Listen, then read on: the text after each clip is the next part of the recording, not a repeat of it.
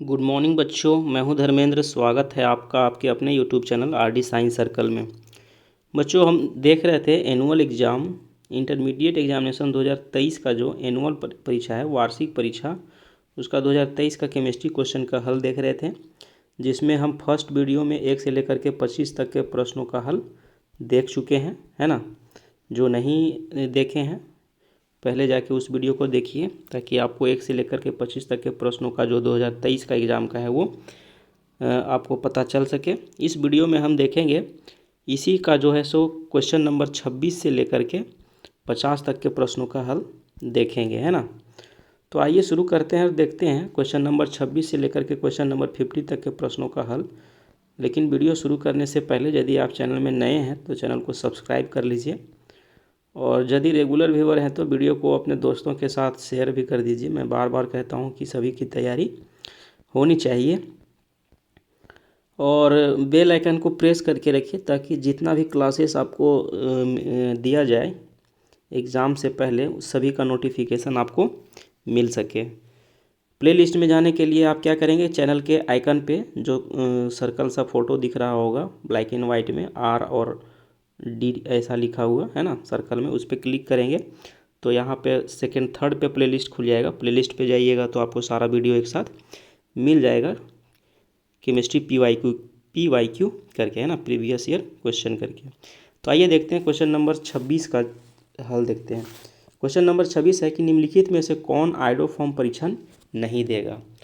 तो आइडोफॉर्म परीक्षण देने के लिए क्या शर्त है कि कंपाउंड में जिसमें ये ग्रुप हो, ऐसा ग्रुप हो, या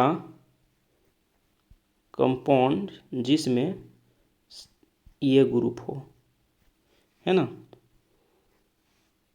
ऐसा ग्रुप हो, या वो एल्डिहाइड हो। एल्डिहाइड कैसा, जैसे मिथेनल हो। तो ये सभी जो है वो आइडोफॉर्म टेस्ट देता है ना। जैसे देखिए, उदाहरण से देखिए, आइसोप्रोपाइल अल्कोहल है। तो आइसोप्रोपाइल अल्कोहल क्या है, CH3 CHOH CH3। इसमें देखेंगे तो जो ग्रुप का चर्चा हम कर रहे थे वो ग्रुप यहाँ से यहाँ तक है, यानी इसका ऑक्सीडेशन करेंगे ना तो कीटोन बन जाएगा। अल्कोहलिक ग्रुप भी है और ये फिर O में कन्वर्ट हो जाएगा तो कीटोन बन जाएगा। सेकेंड वाला ग्रुप भी इसमें है, मतलब तो ये जो है वो आइडोफॉर्म टेस्ट देगा। कहने का मतलब ये है कि जो भी कोई कंपाउंड में यहाँ O हो, ऐसा ग्रुप हो, या CHOH हो, ऐसा ग्रुप हो, ये दोनों ग्रुप वाले कंपाउंड जो है सो क्या करेंगे, आइडोफॉर्म टेस्ट देंगे, है ना। तो ये तो देगा आइडोफॉर्म टेस्ट। एथेनॉल जो है, एथेनॉल मतलब C2H5OH।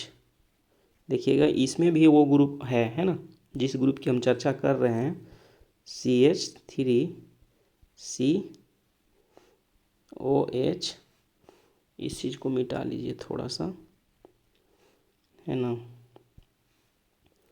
और यहाँ पे H और यहाँ पे H। तो यही ग्रुप का बात हो रहा है, ये ग्रुप यहाँ है, मतलब ये भी देगा। उसके बाद है एथेनॉल। एथेनॉल मतलब ये, इसका भी बात हम बोल दिए हैं कि जो ये है वो भी आइडोफॉर्म टेस्ट देगा। एक हुआ बेंजाइल अल्कोहल। बेंजाइल अल्कोहल का मतलब हुआ ये चीज़, है ना, CH2OH। ये जो है आइडोफॉर्म टेस्ट नहीं देता है। ये कंपाउंड जो है वो आइडोफॉर्म टेस्ट नहीं देता है ना। ये चीज़ क्लियर हो गया होगा। तो कौन आइडोफॉर्म टेस्ट नहीं देगा, बेंजाइल अल्कोहल। बाकी जो एथेनॉल है या आइसोप्रोपाइल अल्कोहल है, ये सभी आइडोफॉर्म टेस्ट देंगे। ये क्वेश्चन रिपीटेड है, इसका सॉल्यूशन हम पिछले वीडियो में करवाए हैं, ये मुझे याद है। नेक्स्ट क्वेश्चन देखते हैं 27 को। ब्यूटेन 2 ऑल है एक। तो ब्यूटेन 2 ऑल का एक पहले फॉर्मूला लिखते हैं। ब्यूटेन मतलब 4 कार्बन वाला, और 2 पे ऑल मतलब 2 पे अल्कोहल होगा, OH, CH2 single bond CH3। ये ब्यूटेन 2 ऑल है ना। इधर से गिनती करेंगे 1 2 3 4। 2 पे अल्कोहल है ब्यूटेन 2 तो देखिए जिस जो अल्कोहल फंक्शनल ग्रुप है जिस कार्बन से जुड़ा हुआ है वो कार्बन कितने कार्बन से जुड़ा हुआ है, 2 कार्बन से जुड़ा हुआ है। मतलब ये कैसा अल्कोहल हुआ, 2 डिग्री अल्कोहल हुआ। कैसा अल्कोहल हुआ, 2 डिग्री अल्कोहल। ब्यूटेन 2 जो है वो 2 डिग्री अल्कोहल मतलब सेकेंडरी अल्कोहल हुआ। ये बात समझ गए, क्या हुआ, सेकेंडरी अल्कोहल। ठीक है, ब्यूटेन 2 क्या है, सेकेंडरी अल्कोहल। क्लियर है। 28 को देखिए, एकदम बहुत ही आसान प्रश्न है ये सभी। 28 है, निम्नलिखित में से कौन जल में घुलनशील है। तो एक चीज़ याद रखिए कि पोलर जो ध्रुवीय पदार्थ हैं, पोलर कंपाउंड्स जो हैं वो पोलर सॉल्वेंट में सॉल्युबल होते हैं, पोलर सॉल्वेंट में घुलते हैं। यानी पोलर कंपाउंड पोलर सॉल्वेंट में घुलेगा। और नॉन पोलर, इसी के आगे अगर लगा देते हैं नॉन पोलर, तो नॉन पोलर जो कंपाउंड है वो नॉन पोलर सॉल्वेंट में ही घुलेगा। ये बात समझ गए। जैसे कहते हैं कि लोहा को लोहा काटता है, उसी तरीके से याद रखिए कि पोलर कंपाउंड पोलर सॉल्वेंट में घुलेगा और नॉन पोलर में घुलेगा। तो जल जो है वो एक पोलर सॉल्वेंट है। H2O जो है वो क्या है, एक पोलर सॉल्वेंट है, पोलर सॉल्वेंट है। ठीक है, पोलर सॉल्वेंट का मतलब क्या, कि जिसका जो है म्यू का मान 0 नहीं हो। ठीक है, डायपोल मोमेंट जिसका 0 नहीं हो। तो देखिए जल एक पोलर सॉल्वेंट है, तो इसमें से ढूंढना होगा कि पोलर कौन है। तो ये देखिए कार्बन टेट्राक्लोराइड नॉन पोलर है, यानी जल में नहीं घुलेगा। CS2 ये भी नॉन पोलर है, मतलब जल में नहीं घुलेगा। ये भी नॉन पोलर है, मतलब कार्बन में नहीं घुलेगा। जो अल्कोहल है, सोचिए मिथाइल अल्कोहल है, वो पानी में क्या करेगा, घुलेगा। सोचिए कि अगर अल्कोहल पानी में नहीं घुलता तो आदमी पानी के साथ अल्कोहल का पैक बना के कैसे पीता, जब घुलता ही नहीं। तो पानी में अल्कोहल मिला के पैक बना के 2 पैक पी के वो क्या बोलते हैं, मस्तानी चाल जो पीने के बाद लोग कैसे चलता। तो अल्कोहल जो है वो पानी में घुलता है, क्यों, क्योंकि अल्कोहल जो है ना बच्चों, वो जल के साथ हाइड्रोजन बॉन्ड बनाता है। क्या बनाता है, हाइड्रोजन बॉन्ड बनाता है सर, है ना। ये जो O है इसके साथ बनाएगा और ये है इसके साथ बनाएगा, यानी ये क्या बनाता है, हाइड्रोजन बॉन्ड। अल्कोहल जो है वो जल के साथ हाइड्रोजन बॉन्ड बनाता है, इसीलिए अल्कोहल जो है वो जल के साथ घुलनशील होता है। ठीक है, तो ये मिथाइल अल्कोहल है, ये जल के साथ क्या करेगा, घुलेगा। बाकी ये सभी नॉन पोलर हैं, तो नॉन पोलर सॉल्वेंट में घुलेंगे। नॉन पोलर सॉल्वेंट कहने का मतलब कौन, जैसे बेंजीन लेंगे तो बेंजीन में ये सभी घुल जाएगा। टॉल्यूइन लेंगे, कौन, टॉल्यूइन लेंगे तो टॉल्यूइन में ये सभी घुल जाएगा, है ना। ये बात समझ गया, नॉन पोलर में ये सभी घुलेगा, बाकी जो पोलर सॉल्वेंट जितना भी होगा उसमें ये घुलेगा, जल में स्पेशली अल्कोहल घुलेगा। ठीक है, नेक्स्ट प्रश्न देखते हैं 29। क्रिस्टलीय तंत्र की कुल संख्या होती है, the total number of crystal system is. तो टोटल क्रिस्टल सिस्टम की संख्या 7 होती है। ये तो एकदम बहुत ही क्या, ये तो एक प्रकार से आसान प्रश्न है। जैसे कौन सा होता है, क्यूबिक होता है, रोम्बोहेड्रल होता है, ऑर्थोरोम्बिक होता है, क्लिनिक होता है, ट्राइक्लिनिक होता है, मोनोक्लिनिक होता है। इस तरीके से जो जितना भी क्रिस्टल सिस्टम है वो 7 क्रिस्टल सिस्टम होता है। और 7 क्रिस्टल सिस्टम में जो ब्रेवियस लैटिस की संख्या होता है ना, वो 14 होता है, याद रखिएगा। 7 क्रिस्टल सिस्टम में जो टोटल ब्रेवियस लैटिस की संख्या होता है ये 14 होता है ना, कितना, 14। क्लियर है। नेक्स्ट प्रश्न देखते हैं, निम्नलिखित में से कौन सहसंयोजक ठोस है। देखिए प्रश्न कितना बार रिपीट हुआ है, हमको लगता है कि हर साल ये प्रश्न पूछा गया है। यानी which of the following is a covalent solid. तो हीरा, ये बात हम बताए हैं कि हीरा जो है वो कार्बन का ही अपरूप है। क्या है, कार्बन का अपरूप है, जिसका स्ट्रक्चर इस तरीके से होता है। यहाँ भी कार्बन होगा, यहाँ भी कार्बन होगा, यहाँ भी कार्बन होगा, है ना। इस तरीके से स्ट्रक्चर होता है और जो है ये बढ़ते जाता है। ठीक है, ऐसा नहीं मानना कि ये यहीं आके स्टॉप हो जाएगा, ये इस तरीके से बढ़ते जाता है। है ना। तो ये हीरा जो है उसमें सभी कौन से बॉन्ड हैं, कोवलेंट बॉन्ड है, तो कोवलेंट बॉन्ड से बनने वाला सॉलिड को क्या बोलेंगे, कोवलेंट सॉलिड बोलेंगे। बाकी जो लोहा है वो मेटालिक सॉलिड है, तांबा जो है वो भी मेटालिक सॉलिड है, सोडियम क्लोराइड जो है वो आयनिक सॉलिड है ना। जो धातु हैं वो धात्विक ठोस होते हैं, जो आयन वाला जैसे क्लोराइड हो गया, सोडियम क्लोराइड नमक Na+ और Cl- आयन से बना है तो आयनिक सॉलिड हो गया।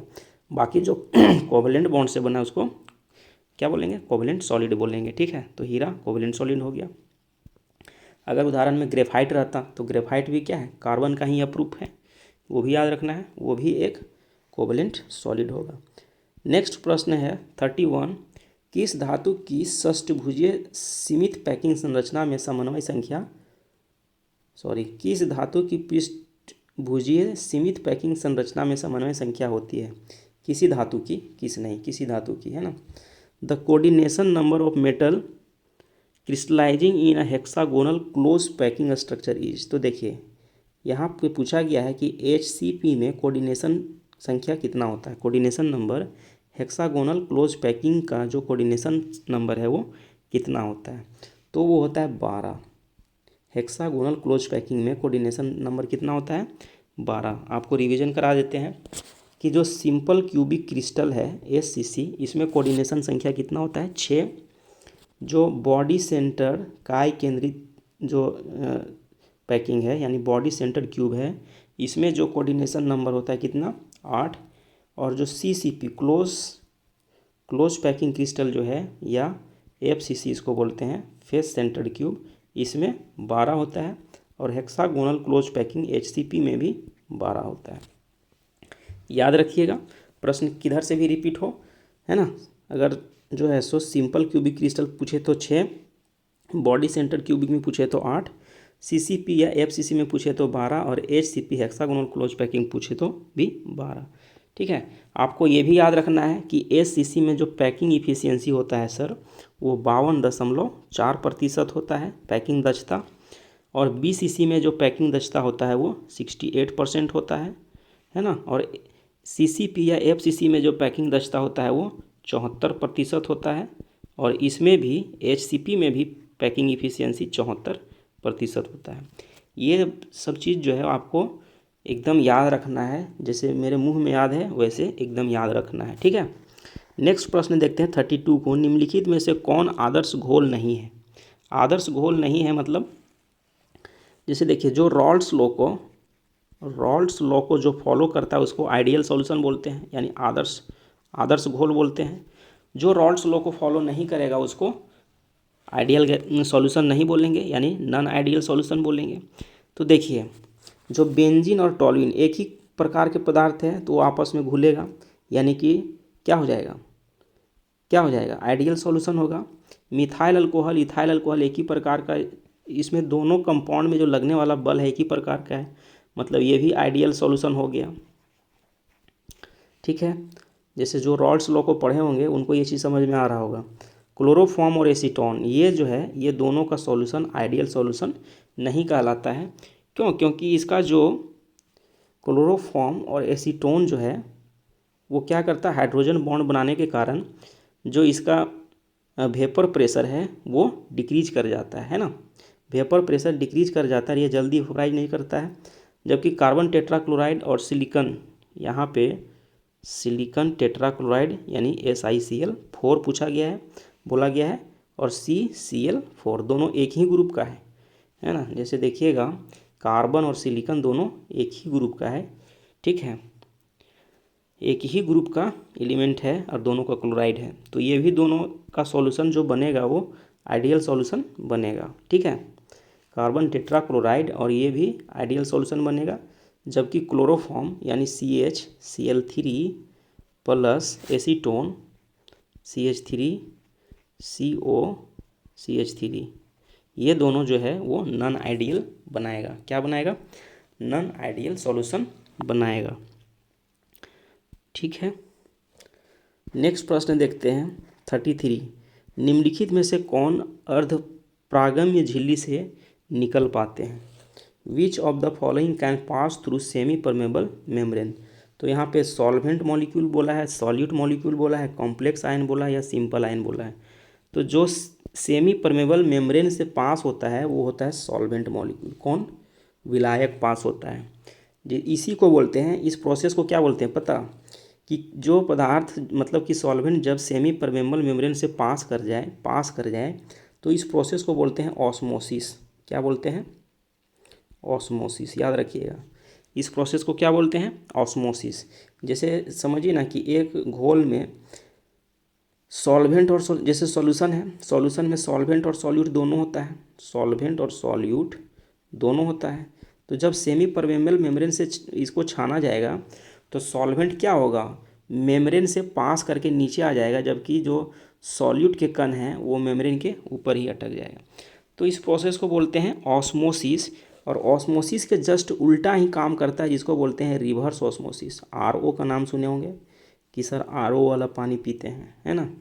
तो आरओ वाला जो पानी पीते हैं उसमें जो मशीन है, पानी फिल्टर करने का मशीन है, वो किस थ्योरी पे काम करता है? तो रिवर्स ऑस्मोसिस के थ्योरी पे काम करता है ना? यानी जिस तरीके से ऑस्मोसिस होता है जस्ट उसके उल्टा होता है, रिवर्स ऑस्मोसिस होता है। ऑस्मोसिस में क्या हुआ कि सॉल्वेंट पास कर रहा था। रिवर्स ऑस्मोसिस में क्या होगा कि सॉल्वेंट जैसे जल तो निकल जाएगा, उसमें जो घुले हुए सॉलिड्स हैं वो पास करके छक जाएंगे, है ना? नेक्स्ट प्रश्न देखते हैं, इसका समझ गए कौन पास करेगा? विलायक, सॉल्वेंट मॉलिक्यूल। 34 है, यदि 18 ग्राम ग्लूकोज को 1000 ग्राम घोल में घुलाया जाता है तो उस घोल को कहते हैं। तो इसका मोलारिटी निकाल लीजिए। मोलारिटी क्या होता है?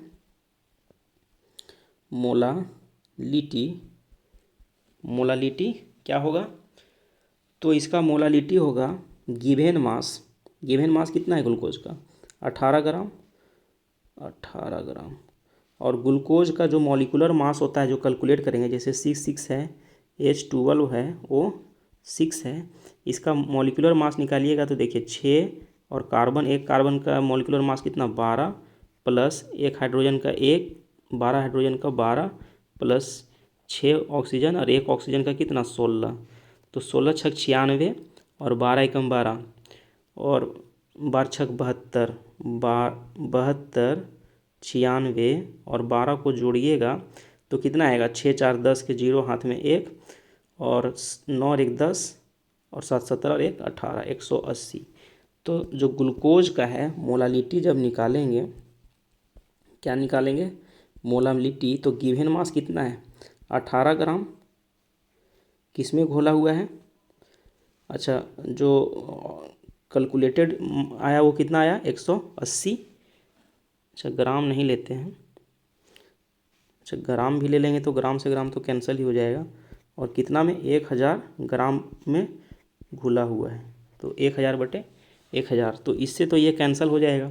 आपस में इसको कैंसिल करेंगे तो कितना होगा? 18 10 के 18 1 जा 18, 18 10 जा 180, मतलब कैंसिल होके 1/10 आया। 1/10 को जब काटेंगे, 1 0 काटेंगे तो यहाँ डेसिमल होगा 0.1, 0.1 मोलल होगा। क्या होगा? 0.1 मोलल। क्या बनेगा? यदि 18 ग्राम ग्लूकोज को 1000 ग्राम घोल में घुलाया जाता है तो उस घोल को क्या बोलेंगे? 0.1 मोलल सॉल्यूशन बोलेंगे। क्या बोलेंगे?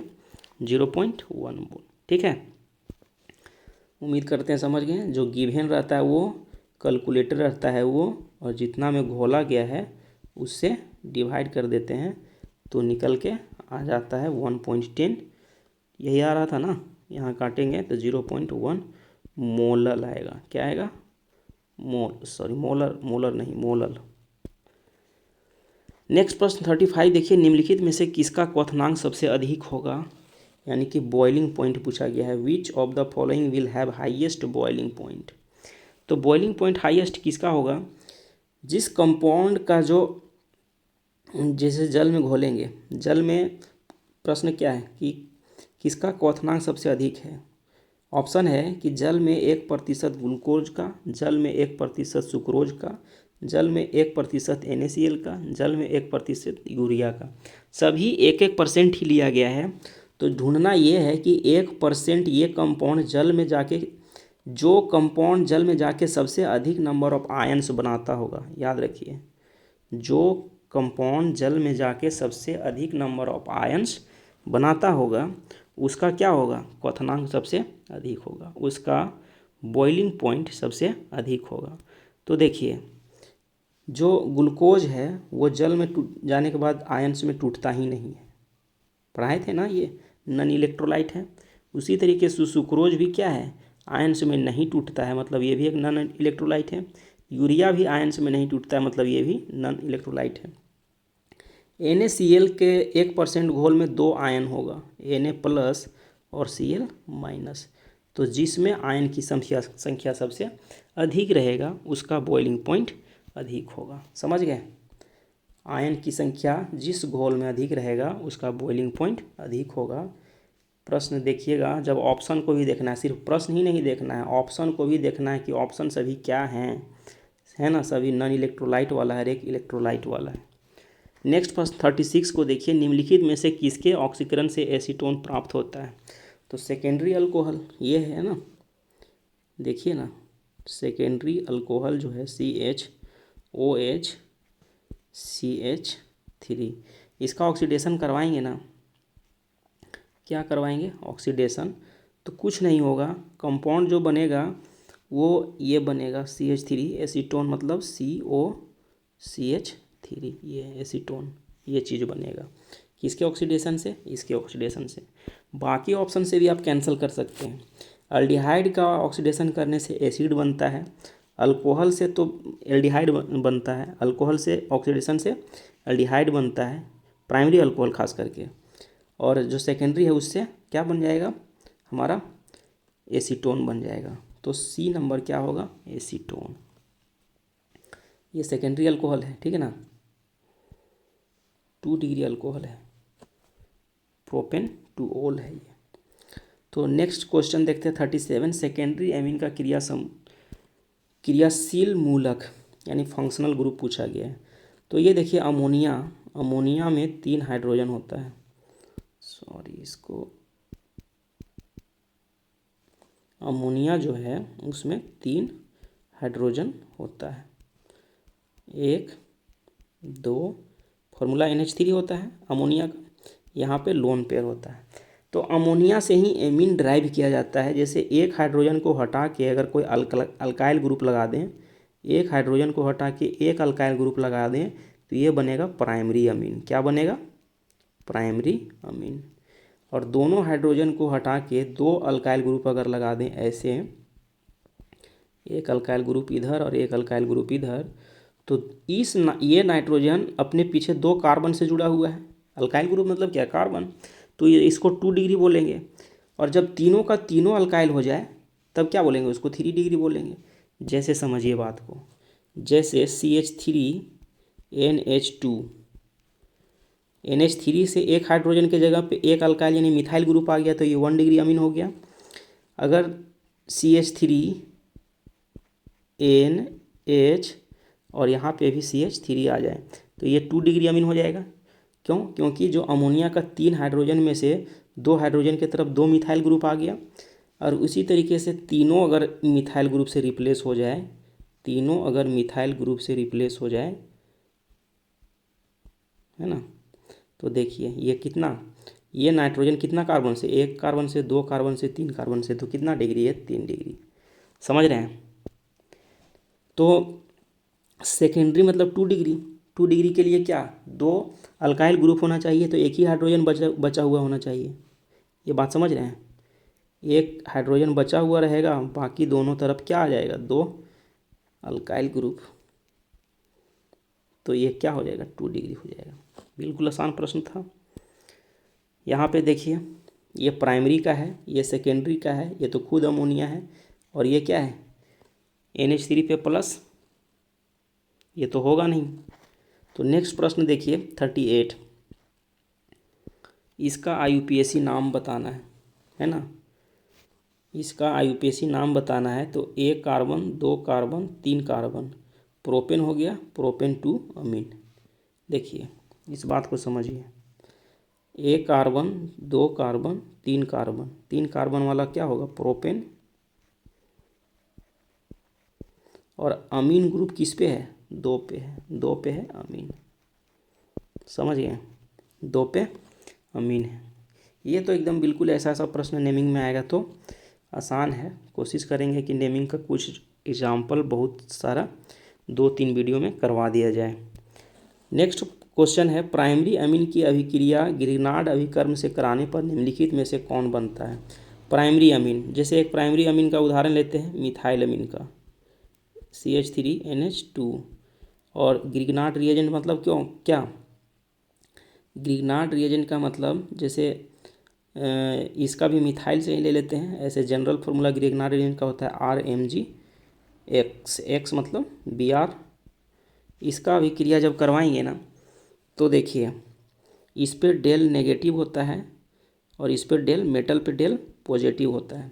तो ये नेगेटिव वाला जो है, इस यहाँ पे जो 2 दिख रहा है वो 2 में से 2 हाइड्रोजन अलग अलग है, तो ये जो नेगेटिव वाला R है वो एक हाइड्रोजन को लेके क्या बना लेगा, RH।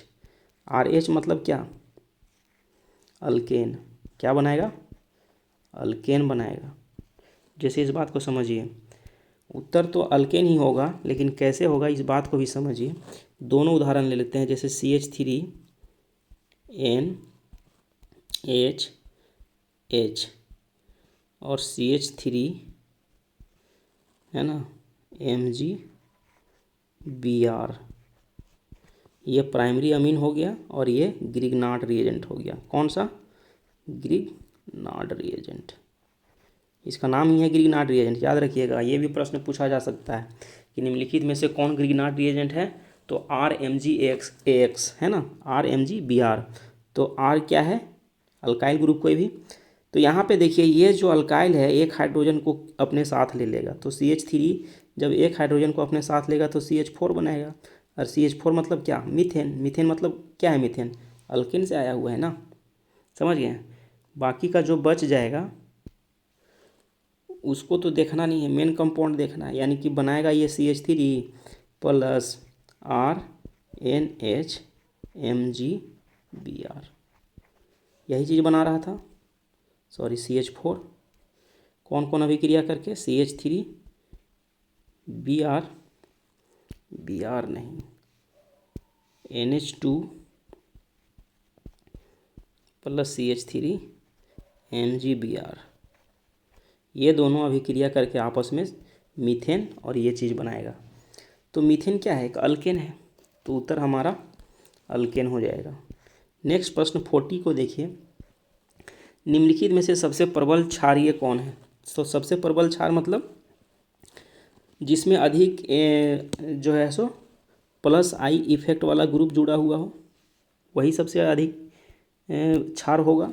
इसमें देखिए ये क्या है, एनिलीन है। एनिलीन को तो बताएं कि लेस बेसिक होता है, क्यों, क्योंकि जो एनिलीन का है, एनिलीन लेस बेसिक इसलिए होता है कि एनिलीन के ऊपर, जैसे फॉर्मूला एनिलीन का यही होता है, तो एनिलीन का जो लोन पेयर है वो रिंग में ट्रांसफ़र हो जाता है।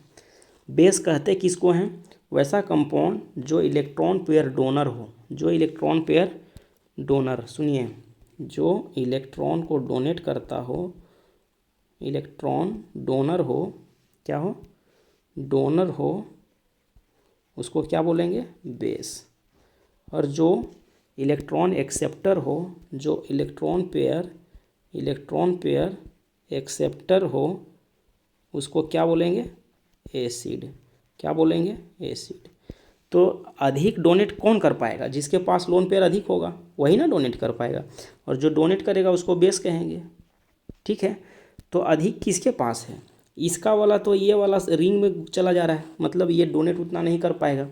इसके पास देखिए सेकेंड ऑप्शन में NH, एक तरफ मिथाइल और 2 तरफ मिथाइल, ये प्लस मिथाइल क्या है, मिथाइल एक +I इफेक्ट ग्रुप है, यानी कि प्लस इंडक्टिव इफेक्ट शो करता है। कौन, मिथाइल जो है वो प्लस इंडक्टिव इफेक्ट शो करता है, अपना इलेक्ट्रॉन को बॉन्ड के थ्रू किसको पहुंचाते रहता है, नाइट्रोजन को। तो ये भी इधर से पहुंचाएगा, इधर से ये भी पहुंचाएगा, तो इसके पास क्या है, इलेक्ट्रॉन का डेंसिटी ज़्यादा ना होगा जी। 2 आदमी दोनों तरफ से पैसा देगा किसी को, तो बीच वाले के पास ज़्यादा पैसा होगा, और जब बीच वाला के पास ज़्यादा पैसा होगा तो ये किसी तीसरा को देने के लिए ज़्यादा उपयुक्त होगा, है कि नहीं। तो इसमें दो तरफ से इंडक्टिव इफेक्ट वाला है, इसमें देखिए तीन तरफ से है इंडक्टिव इफेक्ट। इस चीज़ को देखिए थोड़ा, CH3 CH3 और CH3, इधर से भी देने वाला है, इधर से भी देने वाला है और इधर से भी देने वाला है। मतलब ज़्यादा लोन पेयर किसके पास होगा, इसके पास। इसके पास तो तीनों हाइड्रोजन है, इस बात को भी समझिए, इसके पास 3 का 3 हाइड्रोजन ही है, तो देने वाला इंडक्टिव इफेक्ट वाला कोई है नहीं, है ना, कोई नहीं है इसके पास। मतलब ये सबसे कम बेसिक होगा, लेकिन इससे अधिक बेसिक होगा, ये बात जान जाइए। इससे ये अधिक बेसिक होगा, तो अगर बेसिक सीरीज जोड़ें तो सबसे ज़्यादा बेसिक ये होगा, फिर ये होगा, फिर ये होगा, और ए जो है वो सबसे कम बेसिक होगा। क्लियर है, समझ गए। सबसे अगर सीरीज आ जाता है इसी को करने के लिए, तो सी सबसे ज़्यादा बेसिक होगा, फिर बी होगा, फिर डी होगा, और सबसे कम बेसिक ए होगा। तो हमारा आंसर तो सी हो रहा है। क्यों हो रहा है, क्योंकि सी के पास 3+I इफेक्ट ग्रुप है, प्लस आई इफेक्ट यानी प्लस इंडक्टिव इफेक्ट शो करने वाला 3 ग्रुप इसके पास है। मतलब 3 तरफ से 3 डिग्री अमीन ज़्यादा होता है, याद रखिएगा, 2 डिग्री से 1 डिग्री से। उसके बाद होता है ये, समझ रहे हैं। अच्छा, सॉल्वेंट के केस में ये भी अलग अलग क्राइटेरिया है, हिंड्रेंस का फैक्टर लगता है। 41 नंबर देखिए, निम्नलिखित में कौन हिंसबर्ग अभिकर्म है। तो हिंसबर्ग अभी की जो रिएजेंट है ना, उसको बोलते हैं, थोड़ा सा देखिएगा तो समझ में आएगा। H+O, इधर भी O, और ये Cl। सल्फोनाइल क्लोराइड जो है, बेंजीन सल्फोनाइल क्लोराइड को हिंसबर्ग रिएजेंट कहते हैं। अब देखिए ना, यहाँ क्या क्या है, बेंजीन सल्फोनिक एसिड। तो सल्फोनिक एसिड के लिए क्या होता है वो देखिए, हालांकि सल्फोनिक एसिड से ही बनता है, ये चीज़ याद रखिएगा, H+OOOH, ये है बेंजीन सल्फोनिक अम्ल, ये है बेंजीन सल्फोनिक अम्ल, और ये है बेंजीन सल्फोनाइल क्लोराइड। इस OH के जगह पे क्या आ गया, Cl। समझ रहे हैं। जैसे समझिए कि इसका आंसर सी होगा, टॉल्विन वाला। अंतर ये है कि जो है बेंजीन सल्फोनिक एसिड पहले लिखते हैं OH, इसका अभिक्रिया यदि हम बेस के साथ NaOH के साथ करवाएं, किसके, PCl5 की उपस्थिति में, तो ये जो है वो बना लेगा बेंजीन सल्फोनाइल क्लोराइड, SO, और यहाँ पे Cl आ जाएगा। समझ गए। तो ये सल्फोनिक एसिड से सल्फोनाइल क्लोराइड बन गया। अब अंतर यही है कि यहाँ सिर्फ CH3 है, पाराटोल्विन सल्फोनिक क्लोराइड। देखिए ऑप्शन में पाराटोल्विन सल्फोनिक क्लोराइड। तो जो क्लोरोसल्फोनिक क्लोराइड है, इसको बोलते हैं हिंसबर्ग रिएजेंट। और हिंसबर्ग रिएजेंट का इस्तेमाल है ना, याद रखिएगा, पूछा जाएगा अगर कि हिंसबर्ग रिएजेंट का इस्तेमाल जो है वो 1 डिग्री अमीन और 2 डिग्री अमीन को पता करने के लिए इस्तेमाल किया जाता है। जैसे देखिए, फिर से थोड़ा सा बना ही देते हैं कि ऐसे था हिंसबर्ग रिएजेंट, H+OCl। इसके साथ जब प्राइमरी अमीन यानी जिसके पास हाइड्रोजन होगा, है ना, और ये जब अभिक्रिया करेगा ना, तो क्या होगा, ये H और Cl, HCl निकल जाएगा और ये जाके यहाँ पे जुड़ जाएगा। तो कैसे जुड़ेगा, जब हाइड्रोजन किसके पास होता है, या तो प्राइमरी वाला, ये प्राइमरी अमीन हुआ, या तो सेकेंडरी अमीन जुड़ता। सेकेंडरी अमीन कहने का मतलब क्या, जैसे R, N, H और R, दो तरफ R हो यानी नाइट्रोजन 2 कार्बन से जुड़ा हुआ हो तो सेकेंडरी अमीन बोलेंगे। तो जिस अमीन में नाइट्रोजन के साथ हाइड्रोजन है वो हिंसबर्ग रिएजेंट के साथ अभिक्रिया करके क्या देता है, एडक्ट बना लेगा। नहीं, एडक्ट बना लेगा। कैसे? ऐसे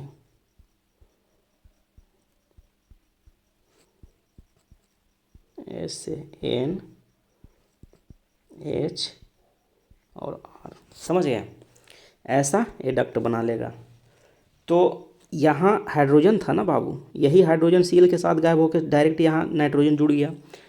तो प्राइमरी अमीन और सेकेंडरी अमीन जो है वो हिंसबर्ग के साथ अभिक्रिया करता है, जबकि 3 डिग्री अमीन जो है वो हिंसबर्ग के साथ कोई अभिक्रिया नहीं करता है।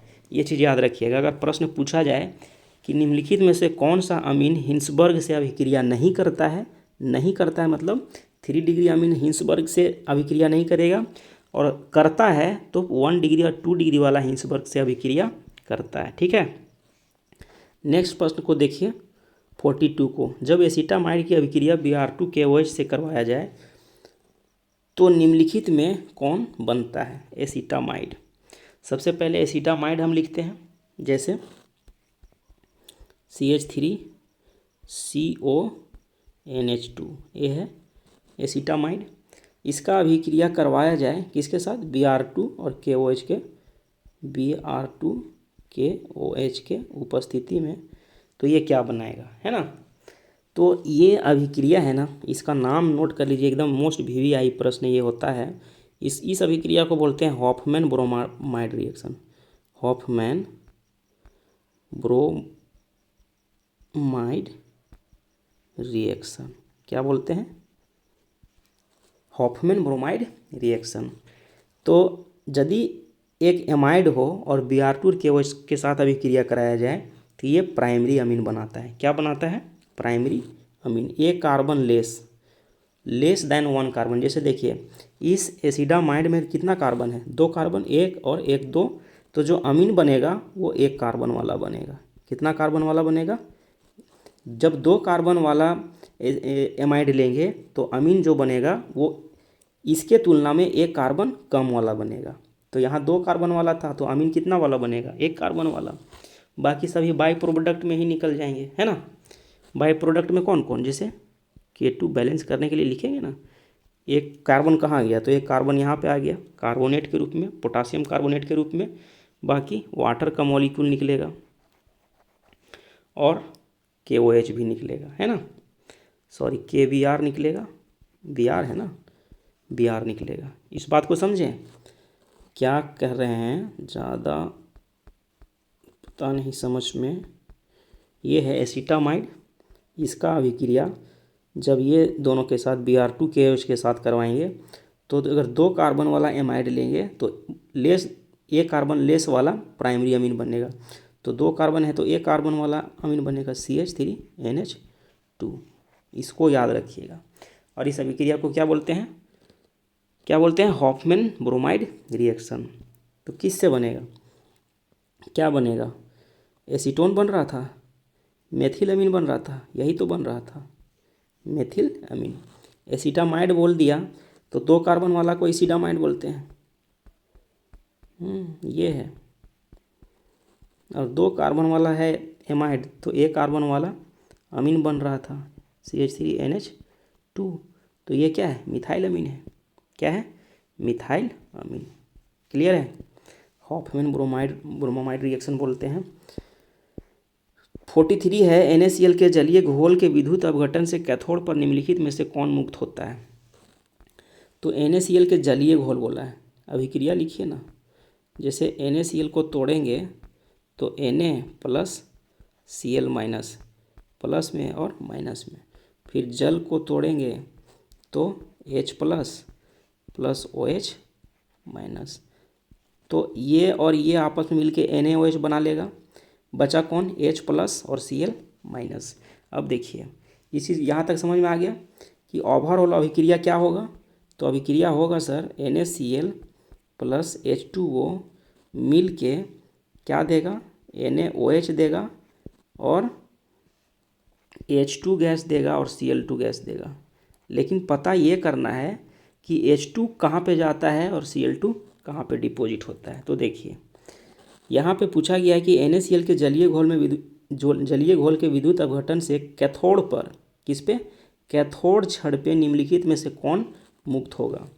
तो याद कीजिए एनोड पे क्या होता है, एनोड पे क्या होता है, ऑक्सीडेशन। क्या होता है, ऑक्सीडेशन। और कैथोड पे क्या होता है, रिडक्शन। कैथोड पे क्या होता है, रिडक्शन, है ना। तो ऑक्सीडेशन का मतलब क्या हुआ, इलेक्ट्रॉन, जैसे देखिए ऑक्सीडेशन का मतलब हुआ कि ऑक्सीजन जब जुड़ा हो कंपाउंड में, या तो इलेक्ट्रॉन घटा हो। दो बात सुनिएगा, यदि हाइड्रोजन के टर्म में बोले तो जिस कंपाउंड में हाइड्रोजन जुड़ता है उसका बोलते हैं कि रिडक्शन हुआ। हाइड्रोजन जहाँ जुड़ेगा उसका बोलेंगे रिडक्शन हुआ। ऑक्सीजन जहाँ जुड़ेगा उसका बोलेंगे ऑक्सीडेशन हुआ। दो बात, ये बात क्लियर है। जब एटम जुड़ेगा, जब हाइड्रोजन जुड़ेगा किसी कंपाउंड में तो उसको बोलेंगे रिडक्शन हुआ है। जब किसी कंपाउंड में ऑक्सीजन की वृद्धि यानी ऑक्सीजन जुड़ेगा तो उसको बोलेंगे ऑक्सीडेशन हुआ है। ये एटम के केस में हुआ।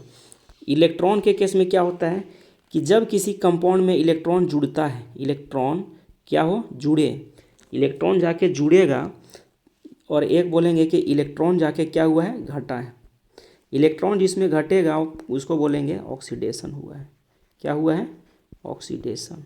और जिसमें इलेक्ट्रॉन जुड़ेगा उसको क्या बोलेंगे, रिडक्शन। जिस आयन में इलेक्ट्रॉन जुटेगा उसको बोलेंगे कि रिडक्शन हुआ है, जिसमें इलेक्ट्रॉन घटेगा उसको बोलेंगे ऑक्सीडेशन हुआ है। तो देखिए ना, जैसे कैथोड में लीजिएगा, एनोड में जो Cl माइनस है ना, ये बनाता है 2Cl माइनस मिल के Cl2 प्लस 2 इलेक्ट्रॉन निकल जाता है बाहर। तो यहाँ से इलेक्ट्रॉन बाहर निकल रहा है, मतलब क्या हुआ, ऑक्सीडेशन।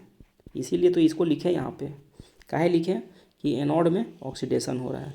और यही चीज़ अगर कैथोड में आता, कौन, कैथोड मतलब क्या, रिडक्शन होगा। रिडक्शन मतलब क्या, इलेक्ट्रॉन जुटेगा, 2H प्लस में 2 इलेक्ट्रॉन जुट के क्या बनाएगा, H2 गैस। तो देखिए ये H2 कहाँ पे जा रहा है, कैथोड में। का है कि हाइड्रोजन का ही रिडक्शन होगा, हाइड्रोजन का ही रिडक्शन होगा। ये बात समझ लीजिए कि यदि यहाँ पे पूछा गया कि कैथोड पे कौन जा रहा है, तो हाइड्रोजन कैथोड पे जा रहा है। अगर पूछा जाता कि एनोड पे कौन डिपॉजिट होता है तो Cl2 होता। क्लियर है, कौन जाएगा, क्लोरीन। क्वेश्चन नंबर 44 को देखते हैं। निम्नलिखित में कौन विलयन में विद्युत का संचालन करते हैं, कौन करते हैं। H2O अणु, वैद्युत अपघट्य यानी कि इलेक्ट्रोलाइट्स ही तो है जो है क्या करता है, विद्युत का संचालन करता है किसी घोल में। जैसे विद्युत का जो सुचालक है वो दो तरीके से होता है। एक बोलते हैं कि मेटालिक कंडक्टर, क्या बोलते हैं, मेटालिक कंडक्टर, यानी कि धातु चालक हो गया। और एक हो गया इलेक्ट्रोलाइट, ठीक है। तो मेटालिक कंडक्टर में फ्री इलेक्ट्रॉन के मूवमेंट के कारण बिजली क्या होता है, प्रवाहित होता है। जबकि इलेक्ट्रोलाइट में आयंस के मूवमेंट के कारण, किसके मूवमेंट के कारण, आयंस के मूवमेंट के कारण बिजली प्रवाहित होता है। दोनों चीज़ याद रखिएगा। मेटालिक कंडक्टर में फ्री इलेक्ट्रॉन के मूवमेंट के कारण बिजली प्रवाहित होता है, जबकि इलेक्ट्रोलाइट में आयंस बनते हैं और वो आयन मूव करता है, इसीलिए बिजली प्रवाहित होता है। तो हमारा उत्तर यहाँ पे इलेक्ट्रोलाइट हो जाएगा।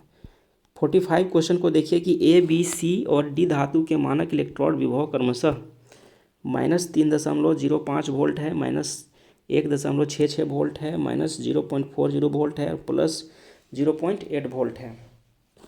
इनमें से किस धातु की अवकरण क्षमता सबसे अधिक होगी, यानी रिडक्शन पोटेंशियल पूछा होगा। इंग्लिश में देखते हैं, अवकरण क्षमता मतलब, हाँ, रिड्यूसिंग पावर पूछा है कि सबसे ज़्यादा रिड्यूसिंग पावर किसका होगा। तो एक चीज़ याद रखिए कि जिसका इलेक्ट्रोड पोटेंशियल का वैल्यू सबसे ज़्यादा नेगेटिव होगा, जिस इलेक्ट्रोड का इलेक्ट्रोड पोटेंशियल का वैल्यू सबसे ज़्यादा नेगेटिव होगा उसका जो है वो रिडक्शन पावर यानी रिड्यूसिंग पावर उसका क्या होगा, सबसे हाईएस्ट होगा। क्या होगा, सबसे हाईएस्ट होगा।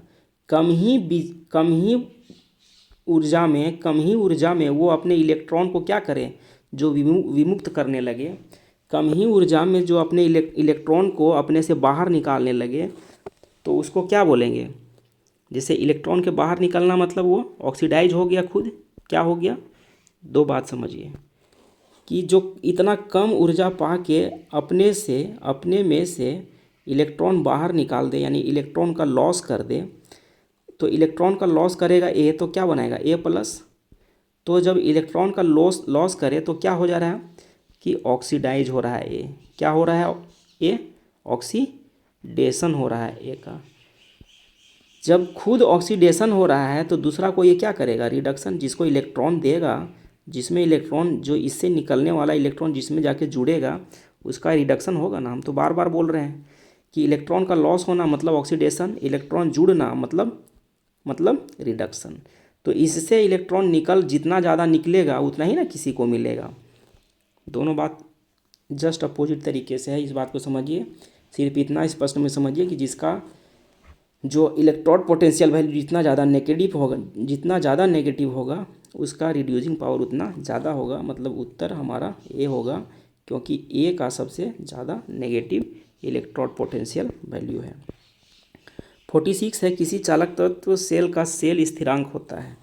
तो ये देखिए कि यहाँ पे जो रेजिस्टेंस है वो प्रोपोर्शनल होता है लेंथ के, और इन्वर्सली प्रोपोर्शनल होता है किसके, एरिया के, है ना। R is proportional to L by A होता है, और जब प्रोपोर्शनलिटी का साइन हटाएंगे तो क्या होगा, R is equal to rho L by A, ये होता है। अब रो को अगर निकालेंगे, रो को इधर कर दें तो रो बराबर होगा आर इंटू एल बाय ए बटे एल, ये हो जाएगा। और इसको रो को जस्ट उल्टा करेंगे, 1/रो इज इक्वल टू 1/r, तो एल भी ऊपर चल जाएगा और ए नीचे आ जाएगा। तो इस रो को बोलते हैं के, यानी स्पेसिफिक कंडक्टेंस। इस रो 1/रो को क्या बोलते हैं, के स्पेसिफिक कंडक्टेंस, और 1/r को बोलते हैं कंडक्टेंस मतलब जी, और L/A को बोलते हैं, क्या बोलते हैं, इसको बोलते हैं जी, है ना, यही जी हुआ, सेल कांस्टेंट हुआ, ये जी स्टार सेल कांस्टेंट हुआ। तो सेल कांस्टेंट जी बराबर क्या हो रहा है, L/A, क्या हो रहा है, L/A। इस बात को समझ गए आप, L/A क्या होगा, ए नंबर सही होगा। अच्छा, इस सेल कांस्टेंट का जो यूनिट है वो क्या होता है, पर सेंटीमीटर, ये भी याद रखिएगा। सेल कांस्टेंट का यूनिट पर सेंटीमीटर होता है, ठीक है। उसके बाद देखते हैं 47 को, रासायनिक अभिक्रिया 2A + B गिव्स C के दर को निम्नलिखित में से किसके द्वारा निरूपित किया जा सकता है। देखें तो एक अभिक्रिया है तो घट रहा है, ये रिएक्टेंट है, तो -1/2 DA dt ये होगा, और ये बराबर होगा किसके, -dB/dt के बराबर। ये किसका होगा, C बन रहा है, तो बनने वाला का प्लस में कंसंट्रेशन दिखेगा dC/dt। इस अभिक्रिया के लिए जो रेट लिखेंगे, दर लिखेंगे, वो ऐसा ही ना लिखेंगे क्या, ये बात समझ गए। -12 DA/dt, माइनस क्यों, क्योंकि इसका कंसंट्रेशन क्या हो रहा है, घट रहा है। रिएक्टेंट का कंसंट्रेशन घटता है इसीलिए माइनस में दिखाते हैं।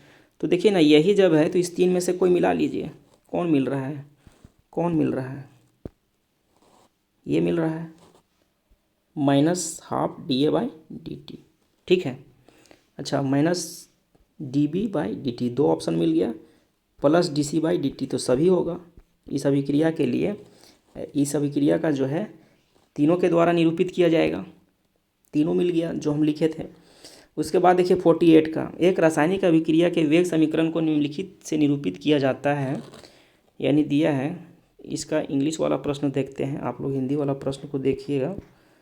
The rate law equation of a chemical reaction is represented as rate is equal to K A concentration B का कंसंट्रेशन का power 2 if the concentration of B is triple यानी तिगुना किया गया है, keeping that the A constant then the rate becomes. देखिए इस बात को समझिए कि rate is equal to K, ए का कंसंट्रेशन और बी का कंसंट्रेशन का पावर 2 माना गया है।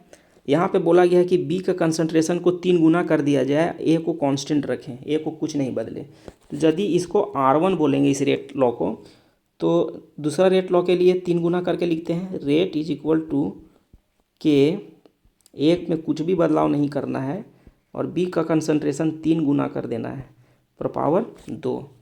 तो क्या हो जाएगा, 3 का पावर 2 करेंगे तो 3 तिया 9 होगा, यानी rate is equal to K, A concentration ए और 9 को बाहर निकाल देंगे तो बी का कंसंट्रेशन फिर से यही चीज़ होगा। अब इस 9 को अगर यहाँ ले जाएंगे, ऊपर लिखते हैं क्या होगा, rate is equal to 9 into K, A concentration और क्या होगा, बी का कंसंट्रेशन का पावर 2। तो ये देखिए फिर से वही चीज़ आ गया R1 वाला, कितना गुना बढ़ा, 9 गुना। कितना गुना बढ़ा, 9 गुना है, 9 गुना 9 टाइम्स बढ़ेगा। ये बात समझ गए हैं। यदि एक को कांस्टेंट रख के बी को यहाँ बढ़ाया जाए तो 3 बी होगा ना, 3 गुना कर दिया जाए बी को तो ये 3 तिया 9 हो जाएगा ना, बाकी सब सेम रहेगा। कैसे किए समझ में आ गया। 49 को देखते हैं, किसी रासायनिक अभिक्रिया का वेग स्थिरांक निम्नलिखित में से किस पर निर्भर करता है, तो ताप पर। देखिए ताप बढ़ने से क्या होता है, ताप बढ़ने से मॉलिक्यूल का जो है वो जो उसका गति करने की क्षमता है, यानी मॉलिक्यूल्स का गति जो है वो रिएक्टेंट का गति बढ़ेगा और गति करने से कॉलिजन यानी उसमें टकराव अधिक होगा और अधिक टकराव के कारण अधिक अभिक्रिया होगा और जितना ज़्यादा अभिक्रिया होगा उसका वेग स्थिरांक यानी कि वही तो लिखते हैं रेट जो है वो डायरेक्टली प्रोपोर्शनल होता है ना के और उसके रिएक्टेंट के कंसंट्रेशन के डायरेक्टली प्रोपोर्शनल होता है रेट, है ना। तो टेम्परेचर इतना बढ़ाएंगे उतना ज़्यादा अभिक्रिया होगा और रेट कांस्टेंट उतना अधिक होगा, तो ताप पे निर्भर करेगा। लास्ट क्वेश्चन है 50। वीडियो लंबा हो जा रहा है इसीलिए अंतिम देख रहे हैं कि लोहे का मुख्य ऑक्साइड अयस्क है, तो हेमेटाइट Fe2O3। चलिए वीडियो को अंत तक देखने के लिए बहुत बहुत धन्यवाद। कमेंट करके बताइए कि वीडियो कैसा लगता है। थोड़ा सा ज़्यादा डिफाइन करने के चक्कर में वीडियो थोड़ा सा लॉन्ग हो जा रहा है, हम समझ रहे हैं, लेकिन मैं चाहता हूं कि सभी ऑप्शन से जुड़ा हुआ चीज़ों को आपको बताया जाए। चलिए बहुत बहुत धन्यवाद। तैयारी करते रहिए और वीडियो को सभी को रेगुलर देखिए ताकि आपका तैयारी अच्छा हो सके।